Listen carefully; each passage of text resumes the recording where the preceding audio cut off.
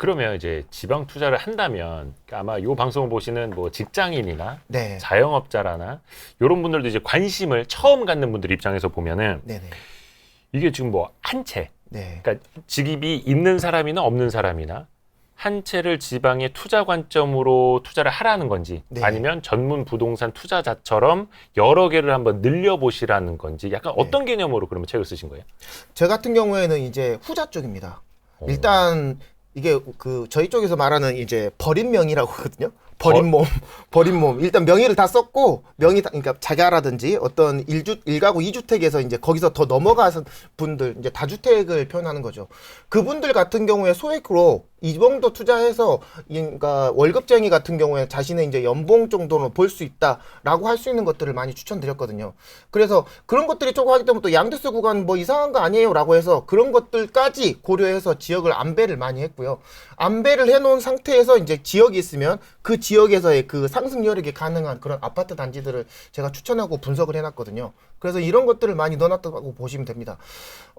개인마다 사람마다 이제 포트폴리오가 다르겠지만 일단 부동산 투자를 하게 되면 이제 그 단계가 5단계라고 그래요. 네. 이제 1주택, 그 다음에 갈아타기, 그리고 이제 다주택, 그리고 이제 사업의 영역, 그리고 마지막엔 건물주거든요. 네, 이제 네. 요런 거 가는데 요런 3번 정도에 계신 분들이 좀 이제 다주택으로 가면서 나의 이제 자금을 어느 정도까지는 이제 물려야 되는데 그런 것들 이제 조금씩 더 증가시키고 싶으신 분들한테 저는 추천드리는 책이라고 보면 될 것 같습니다.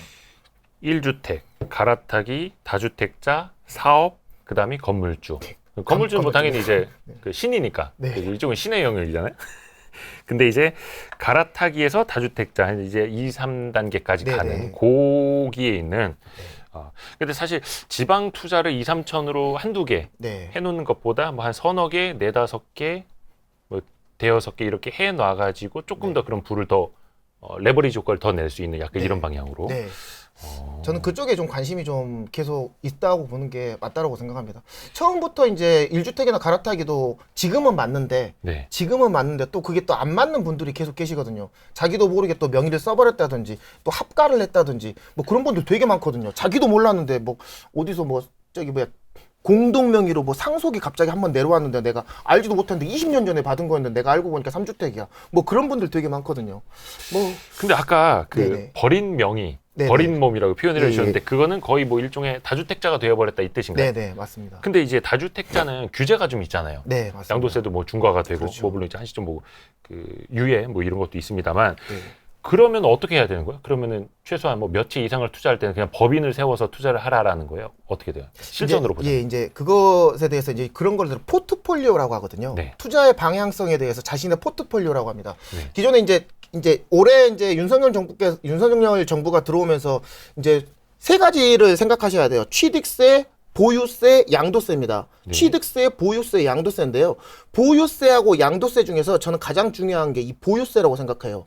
보유세, 즉 종부세거든요. 그렇죠. 종부세 구간은 지금까지는 6억이고 올해 9억, 내년부터 9억으로 풀어준다고 했거든요. 많이 완화되죠 이제. 네, 이제 9억으로 풀어주고 이제 법인은 안 풀릴 것 같아요. 아 법인 안 풀어준댔어요. 법인은 안 풀릴 것 같은데 특히 일단 부동산 법인. 예, 개인 같은 경우 이제 내년부터예요. 올해부터는 아닙니다. 그러니까 그래도 법이 통과가 돼야 돼요. 네, 맞습니다. 그래서 이제 올해까지는 6억인데 이 6억 안에서만 이제 종부세가 비과세거든요. 그리고 이제 6억에서 10억까지 올라가게 되면 종부세 구간이 요렇게 올라가거든요.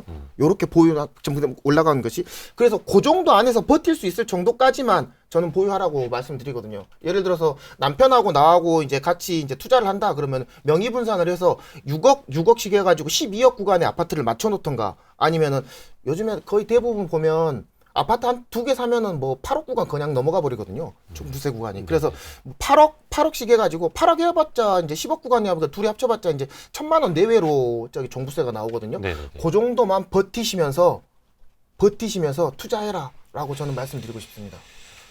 그러니까 버틸 수 있는 한. 네, 자기가 난 10억 구간까지 맞춰놓고 뭐 개인당 한 1,500씩 나오면. 뭐 둘이 합쳐서 3천, 아이 귓갓돈 3천 가지고 뭘 이러냐, 뭐 이러신 분도 계시거든요. 근데 현금 흐름이 있는 분들. 네, 이왕이면 그래도 일반 이 월급쟁이 하시는 분들이 3천 내기 아우, 상당히 힘들거든요. 어렵죠, 그러니까 웬간하면 6억에서 8억 구간까지 맞춰놓고 8억에서 이제 명의분산이 들어가게 되면 다시 두 분 이제 남편하고 하고 거기서 더 투자를 하고 싶다 하시면 거기서 이제 법인으로 가는 게 저는 맞다라고 보여지거든요.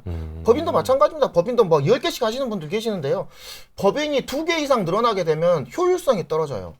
그거 세금 구간도 그렇고 한 가지 빠가지고 다시 들어오는 것도 그렇고 이걸 뭐라 그러지? 가성비라고 하나요? 네. 내가 들인 노력에 비해서 들어오는 것들이 그닥 많지 않습니다. 그래서 전문을 하신 분들은 뭐 10개씩 법인 돌리기도 하시는데요. 제가 해보니까 딱 2개 정도까지만 하면 그 정도. 법인에서? 네, 법인 개수를. 법인 개수를 한 2개 정도까지만 돌리는 게 저는 제가 해보니까 맞는 것 같아요. 그게 맞는지 모르겠는데 제 주변에서 이제 법인으로 아파트 갭 투자 많이 하시는 분들 얘기 들어보니까 뭐 양도세도 그렇고 약간 법인으로 받을 수 있는 혜택들이 과거만큼은 안 되다 보니까 그 고민들도 좀 많으시더라고요. 네네. 그 말 그대로 세금 구간이 이제 네. 되게 애매하잖아요. 애매하다는 표현보다는 이제 개인으로 하는 것보다는 법인으로 하는 것들이 장점보다는 단점이 많습니다. 장점보다는 단점이 당연히 많습니다. 그 단점을 상쇄하고서라도 이거 투자 관점에서 이 수익을 볼 수 있다라고 생각하니까 사람들이 법인 투자를 하는 거거든요. 시세 차이. 네, 예를 들어서 이제 법인 같은 경우에는 물건 2개를 이제 지금은 아니에요. 근데 내년부터 조금씩 풀어준다고 했는데 지금 뭐 법인 2개 이상 넘어가면 법인 2개까지는 종부세가 3.3% 구간입니다. 그거 6억 구간도 없어요. 그러면 3개째부터는 6% 구간이거든요. 그러니까 거의 대부분 다 보면은 법인에 물건을 2개씩만 갖고 있습니다. 뭘 기준으로? 6월 1일 기준으로. 그러니까 6월 1일 전에는 10개 갖고 있다가 5월 31일 날 때 다 털어버리고 딱 2개만 갖고 있다가 그러면 6월 2일 날 이제 잔금 쳐서 뭐 10개씩 갖고 가고 막 그러신 분들 되게 많거든요. 이제 이런 걸 소위 단타라고 하는데 딱 2개 정도까지만 이런 식으로 같이 굴려가는 게 저는 맞다라고 봅니다. 부동산도 단타가 가능해요? 네, 그렇습니다. 뭐 예를 들어서 이제 그 기간의 관점에서 조금 들어가겠는데요. 제일 가까운 경우에는 뭐 이제 신속통합기획 뭐 작년에 사가지고 올해 뭐 5천씩 먹고 지금 뭐 털고 나가시는 분들도 되게 많고요. 일반적으로 제가 하는 이제 과거라기보다는 지방형 투자에서 봤을 때 확실하게 오르는 지역들이 몇 군데 있습니다. 확실하게 정말 여기는 거짓말 않고 여기는 무조건 올라. 이게 뭐 A급, B급, C급 있으면 A급은 많이 올랐어요. B급 조금 따라갈 것 같아요. 근데 C급은 사람들이 아무도 안 쳐다봐요. 그럼 얘는 확실하거든요. 작년 같은 경우에는 경기도 이천하고 여주 이런 구간들 그리고 지방으로 치면 뭐 거제, 군산, 익산 이런 구간들은 수요가 확실하거든요. 수요가 확실합니다. 예를 들어서 뭐 이제 조선업이 이제 활성화된다든지 문재인 대통령께서 이제 바뀌었지만 내가 들어와가지고 정확하게 조선소 도크 2개 중에 1개를 올해 안에 개통시켜 줄게라고 이제 발표를 직접 하셨거든요. 네. 뭐 이제 지난 정권이긴 합니다. 뭐 그래도 계속 이게 그건 뭐 뻥카치진 않을 거 아니에요. 네네네. 그런데 같은 경우는 한번 넣어놓고 있으면 사람 가수요부터 붙고 그다음에 가수요 다음에 실수요가 붙고요. 실수요와 가수요만 같이 들어가면서 상승장으로 가거든요. 이런 구간들이 되게 눈에 보이는 것들이 있습니다. 조선소 인근. 네네. 그런 것들이 이제 되게 좋아 보이거든요. 그래서 그러니까 작년 하반기에 세팅을 해서 올해 상반기에 파는 거예요. 작년 하반기에 사서 올해 상반기에 파는 거죠. 반대로 지금 하반기 됐으니까 내년 상반기 정도에 팔 수 있는 물건들과 지역들이 좀 몇 군데 있거든요. 그러면 확실하게 올라야 돼요. 이런 거 베팅이라고 하거든요. 완전 선수들의 영역이네요. 선수라기보다는 그냥 좀. 아니 왜냐면 그 부동산 거래를 많이 안 해보신 분들 입장에서는 부동산 거래는 어려워. 매물 내놨다가 잘 안 팔리면 어떡해. 근데 또 선수들 입장에서는 5월에는 다주택자 매물이 많이 나와가지고 상대적으로 좀 싸게 살 수 있는 기회다. 또 이렇게 보시는 분들도 있고 그쪽으로 조금 빠삭해야 되는데 이 책 내용에 그런 내용도 나옵니까? 그럼요. 그래가지고 중반 구간 동안에 이렇게 지역도 있습니다만 이런 식으로 포트폴리오를 가져가고 자기가 얼마 정도 갖고 가 있으니까 군데군데 제가 책에다가 같이 넣어놨거든요. 한번 찾아보시면 재밌는 과정이 될 수도 있을 것 같습니다. 갑자기 이제 조선소 경기, 조선 경기 이야기 하니까 그 얘기 맞네. 요즘에 조선 경기 좋거든요. 근데 그것도 이제 빅사이클, 슈퍼사이클 들어오고 그러면 당연히 그 지역 경제가 좋아질 수 있고 부동산도 호재가 될 수 있고. 대표적인 지역이 이제 그 5대 광역시 중에 울산광역시가 이런 거에서 혜택을 많이 받거든요. 2015년이 가장 좋았대요. 그 조선소 경기가. 2015년이. 그게가 가장 피크였고, 그 뒤로 이제 5년 동안 계속 이제 안 좋았다가, 그 뒤로 이제 올해죠. 작년하고 재작년. 그때쯤에 이제 수주량이 2015년을 넘어섰대요. 근데 수주량이 넘어섰으니까 수주를 했으면 배를 만들어야 되잖아요. 네. 배를 만들고 이제 뭐 착공하고 뭐 설계하고 뭐 발주하고 이런데 뭐 1, 2년 정도 걸린다고 하더라고요. 그 배를 만드는 기간이. 그러면 그거 만들어서 현장에 나오면 현장에서 사람도 뽑고 뭐 돈도 돌리려면 그 다음에 나오는 것들이 2, 3년 걸린다고 하더라고요. 그러면 이제 그런 것들이 나올 때가 지금이나 이제 지금쯤 나올 때가 되지 않았을까라고 저는 생각되어집니다. 울산이 상승할 때 울산 동구가 또 좀 말이 많았는데요. 그래서 울산 동구를 보면 이제 거제의 미래가 보이고요. 거제의 현재 상황을 보면 군산의 미래가 보입니다. 즉 그 지역별로 이렇게 가는 것들을 한 번씩, 그러니까 이 도시의 거제의 미래는 울산 동구를 가보시면 되거든요. 이제 울산 동구에 이제 토크가 총 7개가 있는데, 9개구나. 7개가 있는데, 그 중에서 그 지금 6개를 돌리고 있다고 하더라고요. 거제도 마찬가지거든요. 지금까지 계속 놀았던 토크들을 계속 풀 가동한다고 하니까, 지금보다는 좋아질 거 아닙니까? 지금보다는. 그럼 지금보다 좋아질 거면 이런 거를 확률 베팅 싸움이라고 하거든요. 이왕이면 49대 51이면 51에 투자를 해야 되는 게 맞는 거다 보니까 뭐 7대 3, 8대 2 정도라고 하면 이왕이면 확률이 높은 쪽에 베팅하는 게 맞다라고 저는 생각되어집니다. 주식에서도 그러지 않나요? 맞아요. 주식도 마찬가지입니다. 그래서 좋은 산업.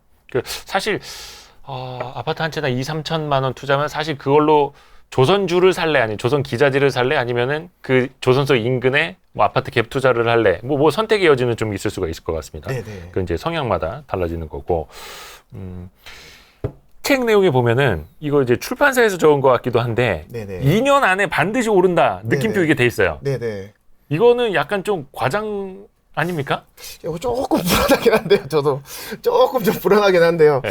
이것 때문에 2년 조금 안에 고민을 좀 많이 반드시 했었습니다. 막. 네. 그, 근데 뭐 방금 이제 부동산 단타도 이야기를 했는데 뭐. 그 정도로 이제 자신이 좀 있다라고 좀 봐주셨으면 좋겠습니다. 뭐 2년 후에 그럼 너 이거 안 오르면 너 이거 책 다 반납할 거야? 뭐 이런 말도 제가 들어봤거든요. 너 그러면 2년 안에 들어갔을 때 이거 책 들고 쫓아오면 어떡할 거야? 라고. 근데 그건 누구도 보장하지 네. 않죠. 이렇게 봐주셨으면 좋겠어요. 그 정도로 이제 입지가 변화하고 그 다음에 주거 입지라는 표현을 쓰거든요. 여기서 기존에는 좀 사람이 살기 어렵고 좀 꺼려하는 지역이었는데 공원이 들어오고 개발이 되며 인근 상권이 발전하는 그런 지역들이 있거든요. 그러면은 상권이 발전하게 되면 그 지역에 뭐 슬리퍼 상권이라고 합니다. 지방에서는 이런 것들이 되게 상권하고 교통이 되게 중요하거든요. 그래서 이제 이런 상권하고 교통들이 발전할 수 있는 지역들을 제가 추천을 했거든요. 그러면 그런 것들을 보고 내가 지금 여기 있다면 최소한 떨어지진 않겠다라는 것은 이제 자신할 수 있는 것 같고요. 2년 안에 반드시 오른다. 요거는 조금 네. 출판사의 MSG, 약간 MSG가 있는 걸로. 근데 약간 걱정이 드는 게 그거예요. 물론 이제 지역별로 좀 달라질 수도 있겠지만 부동산 시장이 이제 침체기라고 하는데 그러면 이게 서울 집값도 떨어질 정도면 네네. 지방이라고 괜찮을까? 물론 네네. 지방도 지방 나름이긴 하겠지만 네. 그거에 대해서는 좀 어떻게 이야기해 주시겠어요? 이제 이렇게 말씀드리고 싶습니다. 아까 말씀드렸듯이 지방에도 분산 투자가 가능하거든요.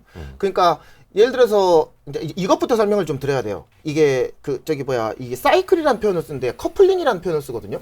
옛날에 이제 2018년하고 2019년을 기준으로 봤을 때 서울 수도권이 부동산 시장이 상승하면 지방은 좀 정체기였고요. 그리고 지방이 상승을 하면 서울 수도권이 조금 정체기였거든요. 이걸 디커플링화라는 표현을 씁니다. 근데 2018년에 나오면서 이제 8.2 대책이라는 표현을 씁니다. 그때 그 대책을 나온 이후로부터는 서울과 지방이 같이 가요. 서울과 지방이 같이 갑니다. 서울의 거래량이 상승하면 지방도 같이 상승하고요. 이제 전체적인 시장이 그렇다는 거죠. 이제 또 이렇게 대구 시장 같이 또 물량이 많은 시장은 아무리 뭐 정책이 좋아도 이렇게 잘 안 가거든요. 그럼 그런 시장들이 요렇게 건전하게 같이 간다고 표현을 하거든요. 서울이 무너졌는데 지방이라고 안 무너지겠어? 이렇게 표현을 많이 하시는데 틀린 말은 아닙니다만 좀 과도하다는 표현을 좀 쓰고 싶어요. 예를 들어서 물량이 없고 이제 물량 없는 지역들이 몇 군데 있거든. 물량 많은 지역들은 전 추천 안 합니다. 그래서 좀 안전한 지역들로 이번에 좀 선점해가지고 제가 책에다가 담았거든요. 네. 하락하기보다는 보합이나 상승으로 갈 수 있는 여지가 있는 지역들로만 잡았고 개발 호재로 지역 내 실수요들이 찾을 수 있는 지역들로만 제가 찾았거든요. 그러니까 서울이 떨어졌어. 그러니까 지방도 떨어질 거야라고 이제 보편적으로 이제 A는 무조건 B야라고 해가지고 O AND로 보지 마시고요. 이럴 수도 있고 저럴 수도 있지만 지역마다 다를 수 있으니 여기서는 우리 투자자의 관점에서 틈새 시장을 찾아간다라고 보시면 될 것 같아요. 그래서 전체적인 흐름 같은 경우에는 이제 조금 제가 봐도 제가 봐도 부동산 시장이 올해 말까지는 좀 안 좋을 것 같습니다. 안 좋을 것 같습니다만 뭐 반등장으로 가게 된다면 저는 그래도 투자금 대비 수익률로 봤을 때 저는 지방장이 더 낫다고 보고요. 수익률의 관점에서, 수익의 관점은 아니고요. 수익률의 관점에서는 지방장이 더 좋다라고 보여지고요. 거기에서도 틈새 시장에서도 이런 찾지 못한 소규모 재개발이라든지 그다음에 신통기획이라든지 그리고 이제 구역 지정이 가능한 해지 지역들 이런 지역들은 저는 투자 가치가 훨씬 높다라고 저는 생각되어집니다. 근데 이제 그 거래량 자체가 좀 줄고 거래가 없고 요런 것도 좀 신경을 써야 되잖아요. 그럼요. 근데 이제 말씀하신 그렇습니다. 게 매물이 없다라는 네. 건 이제 수요는 있지만 공급이 없다라는 거고 네네. 지금 수도권 같은 경우에는 수요가 없고 팔려고 하는 사람들 공급은 네. 많고 약간 네. 이런 상황인데 네네. 지방 같은 경우에는 그럼 중점적으로 이제 거래 네. 요거 볼 때 좀 어떤 거를 좀 눈여겨봐야 될지. 첫 번째로는 이제 입주 물량이 있습니다. 즉 신축 아파트가 입주를 하게 되면 이제 뭐 예를 들어서 500세대에서 뭐 많으면 2000세대가 입주를 하게 네. 되는데 입주 기간이라고 뭐 3개월밖에 안 주지 않습니까? 그런 것들이 연이어서 일어날 가능성이 높아요. 택지개발지구 같은 경우에. 그러면은 서울 수도권도 힘든데 지금 인천 되게 힘들거든요. 송도도 힘들고 뭐 송도에 남도도 힘들고 미추홀고 지금 장난 아니거든요. 옛날 지금 재개발 같은 경우에 뭐 2년 전 가격으로 다 회귀해버렸어. 물량이 많아서 그래요. 입주 물량이 많아서. 서울 수도권도 입주 물량이 많으면 이렇게 타격이 큰데 지방 같은 경우는 정말 저기 뭐야 그 눈에 보이거든요. 그거 몇 번 겪어보시면 하지만 요런 것들을 먼저 입주 물량 즉 그 분양 물량 아니에요. 입주 물량이에요. 입주 물량에 대해서 한번 걸러야 될 필요성이 있고요. 두 번째 같은 경우에는 아까 잠깐 얘기 드렸듯이 이제 수요입니다. 네. 수요. 네. 수요라는 것은 이제 눈에 보이는 게 아니잖아. 내가 여기 가서 살래라기보다는 이제 이렇게 산업이 발전하고 일자리가 생기고. 네, 일자리가 계속 들어오고 일자리가 들어오면서 있어서 이제 그 교통망 호재를 봤을 때 지방에서 이제 서울 수도권하고 좀 지방하고는 좀 달라요. 지방에서는 철도 뚫어놓는다고 저기 뭐야 이렇게 수요가 들어오거나 그러진 않습니다. 어디하고 연결되냐면 수도권하고 연결돼야 돼요. 그런 건데 수도권하고 예를 들어서 거제하고 연결시켜 놓으면 그런 거제 구간 같은 경우에는 되게 좋은 호재거든요.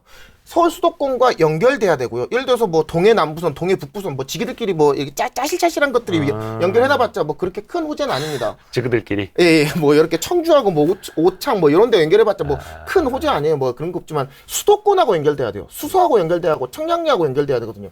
그 연결되는 구간이 멀면 멀수록 좋습니다.